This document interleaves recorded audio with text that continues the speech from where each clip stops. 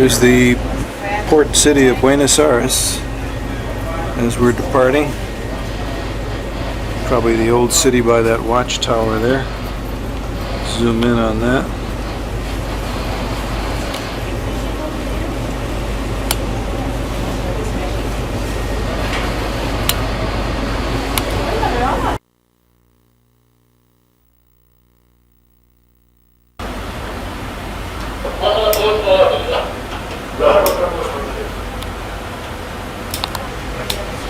There's a flag wall up here, all the different flags.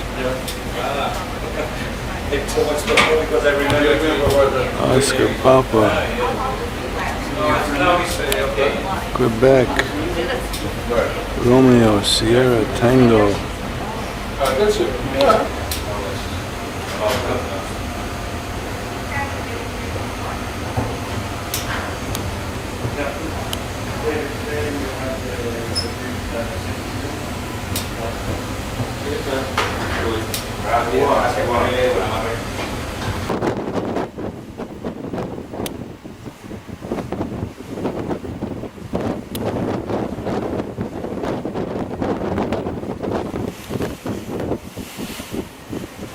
The other side of the boat.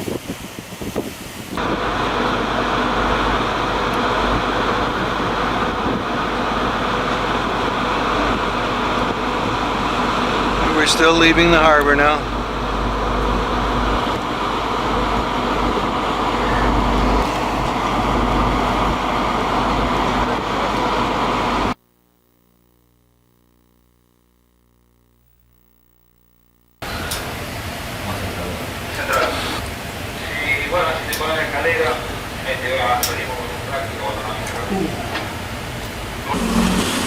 Here's the pilot boat picking up the pilot. And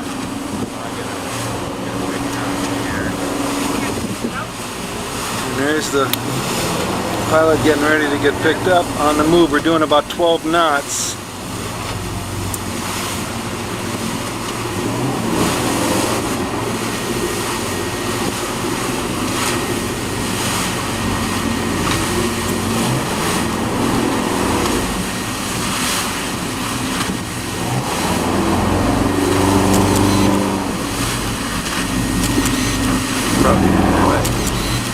Sorry. Get out of the way.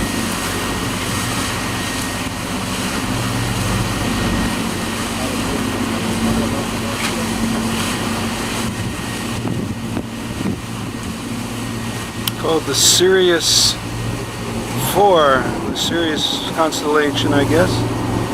And there goes the pilot boat.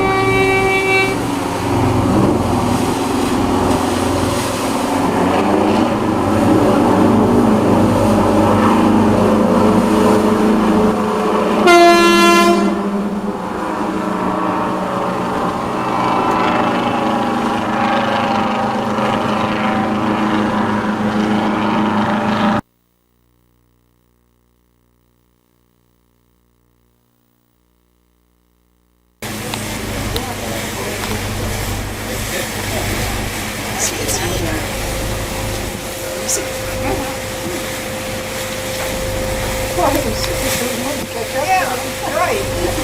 Somebody has bright red.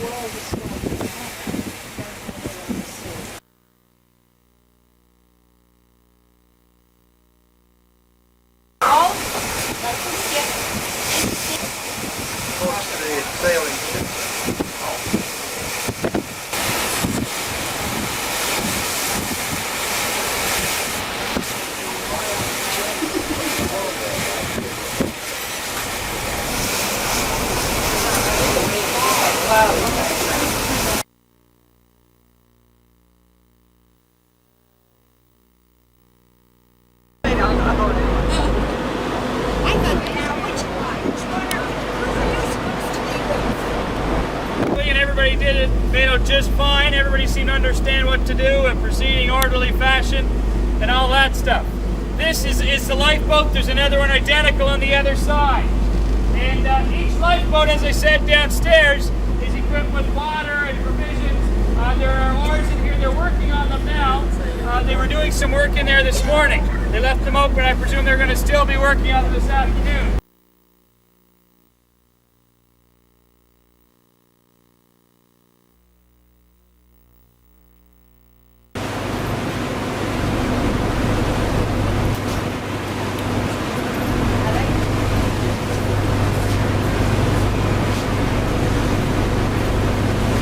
Zodiacs during landing days, when we're at sea, they're up on another deck up there. So we load them on off this deck. This is also where we have our barbecue, weather permitting, at some point for the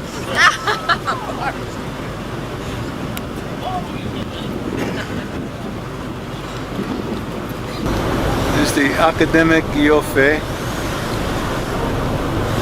Just making a tour around the trip now is my roommate.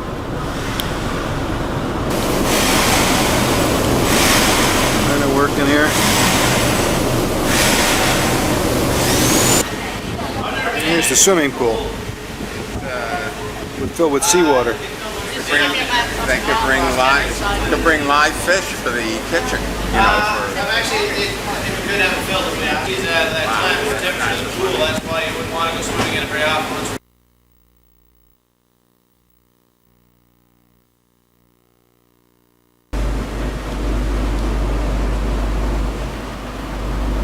And there's the sauna. Probably sits around 12 or 14 people. In the shower area here.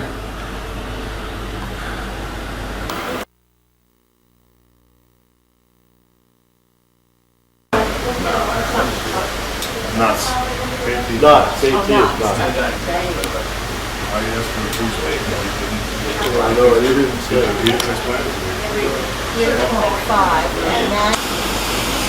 Here's some of the different ropes, cables they use on the trip.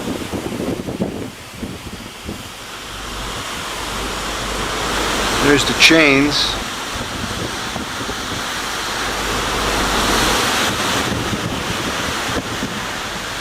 And I'm up here looking into the cabins. There's the captain. And the helmsman. Here's the name of the boat, the Academic.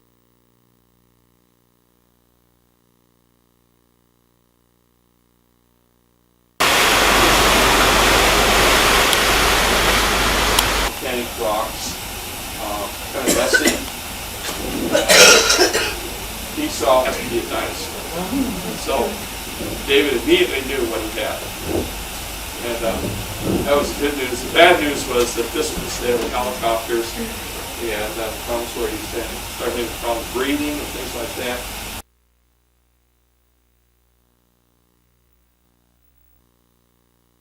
He's a teacher at Augustana College, which is my alma mater too. He was at a meeting when he first described this and he called it Elvis because of the dress coming up. Well, we thought that was pretty fun. Maybe you've seen, though it looks a little like the Jurassic dinosaur meat eaters you're used to, except it has this crest reptile in there. But also several other animals, such as this Propellors, which is almost a mammal. Some people used to call them mammals, but they haven't quite made it. We have evolutionary grade, York State, Ohio, Grand Shale, and in Scotland.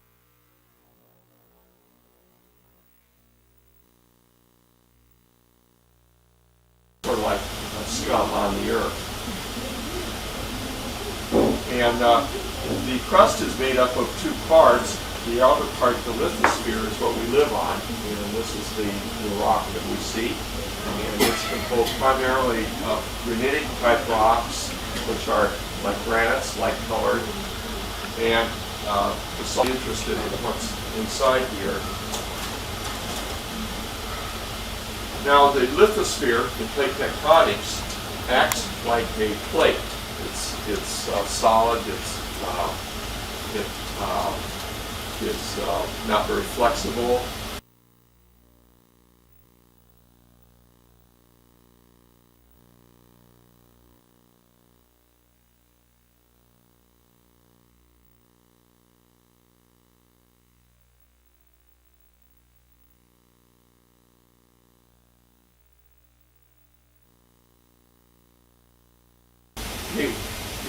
guys, you keep looking and you never find anything. Are you sure this theory is true?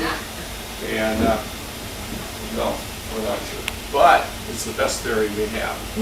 When we look at the rocks of this age in North America and Canada, in Canada and British Columbia, they're very similar to Australia. They're sort of mirror images. I mean, it's moving away from ridge. It means it was attached to something else before. And the only place we can find that that could be is Antarctica. And we do know from slightly later that Antarctica was in a more or less tropical zone at that time. This is the equator up here. But proud. Then they collide with each other again. This happens over and over again. And that's why if there's lots of rocks there that belong to Nova Scotia, that belong to the Gondwana province. So you have to kind of reorient your thinking about continents and oceans. They're very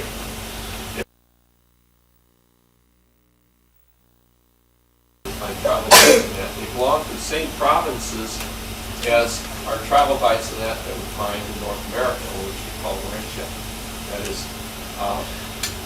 North America and Europe put together. And so we have here the sort of beginnings of Gondwana land, and South America against Africa, against Antarctica here, and here's the Ellsworth Mountain. Now, this construction is done from paleomagnetic poles along the Transantarctic Mountains. You can see it all through South America. You can see it in South Africa.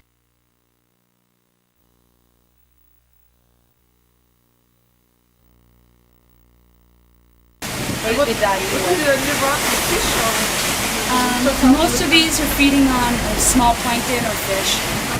It looked pretty small. It did look small, but it really looked like a black brown albatross. No, I didn't know that so this is there's a smaller version of albatross. The black brown is not that large. It's about, I have everything in centimeters, and I can't think of how to, are you any good with centimeters? Hopefully we'll be lucky enough to see. This is a Cape Petrel right through by the ship. We got a Cape Petrel. Cape. Everybody look right along the ship here. Flying towards the front of the ship.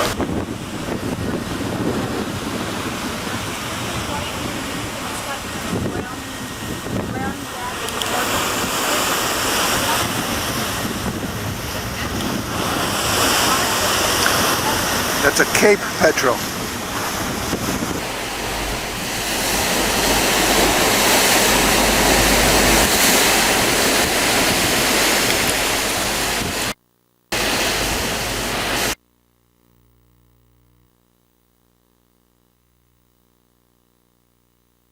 As far as being the slushy bits, but they have very large bits in here. They're less than 6 feet across, but they're still quite large bits. So this is usually where you get kind of frazzlized, but mixed with what we call Bergy bits. So Bergy bits are the small bits that have broken out of icebergs. They can, where we went, we saw pancake ice forming like this in the seas. So this is a very, very common sight in the very, very late, very late summer, actually in the fall, late fall, early winter. And this is, here you have your frazzle ice in between, and you have your pancake bits here. It's really beautiful, pancake ice. When you get these nice swells we have out here, this actually goes up and down with the swell.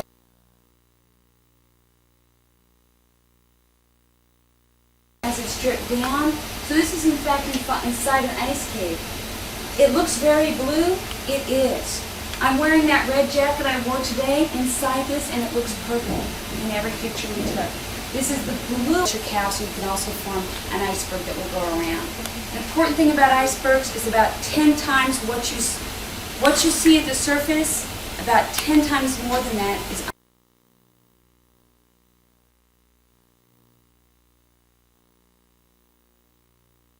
All three of these are Antarctic krill. The actual top portion usually. Certainly a head covering. So we're going to go down here. Be careful of the stairs, of course, are steep. And this is a storage area also, and a working area with cargo and stuff, so it may be a little bit dirty. So we careful the boat. And then this propeller goes down. It's on a rig that can spin 360 degrees. And between that and the bow thruster, they can spin the ship right around. And that's why we very often when we use tug service, you may have noticed at Buenos Aires, we didn't use a tug. And that's because the captain is so confident in his ability to maneuver the ship with the bow thruster and the aquamaster. It's all in hydraulics, so they'll fire it up and then it gets lowered down. These are the propeller blades. That's the reason why I wanted to bring you back here. The problem that the ship had, they had to go into Buenos Aires, was with the variable shift propeller. The drive shaft for the propeller spins at a constant rate. I'm told it's somewhere between 150 and 200 revolutions per minute. That's the propeller shaft. Inside of the propeller shaft is another shaft, and this other shaft does not spin. This would go in and out, and they would move this shaft with the gears or the lever upstairs. If the captain wants to go full ahead, this shaft will go all the way out. And at the end of the shaft is a connector on the propeller with the rods going out to each blade, so that when the variable pitch shaft or the inner shaft gets pushed out through the propeller shaft, it links with gears on the propeller blade and causes it to turn, and vice versa if it wants to go in reverse. So the engine is always the same RPMs. So that's better efficiency of the engine, and also allows it to run quieter. And that reduces a little bit of the waves at the gangway. You can't always do that because of the size of the anchorage or how firm a hold the anchorage is. What you're hearing is water, actually. This is a shaft that goes right through the ship. That's the open ocean under there, down for 6,000 feet or so to the bottom. And these antennae can be lowered by using this cable here. You can see how long. Technically, this is a special cable. You can see written here, special cable. And unreeled there. I'm not sure how long it is, but probably several thousand feet anyway. And we've got the different sound antennas, or sonar antenna. We've got low frequency, high, and a very high number too that we have in storage. There's also, they can lower sampling devices as well here. And also one of the technicians has video equipment.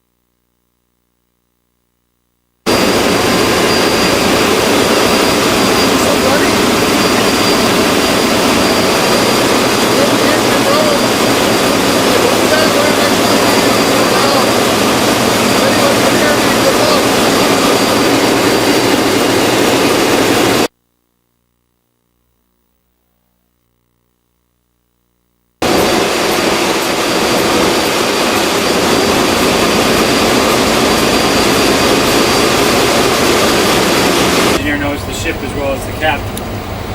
In here they control everything on the ship. The phones are always ringing from calls from the bridge or back and forth, especially when they're actively navigating in tricky areas and that sort of thing. They can do it all manually, and they can also do it all with using the computer. They switch it from one.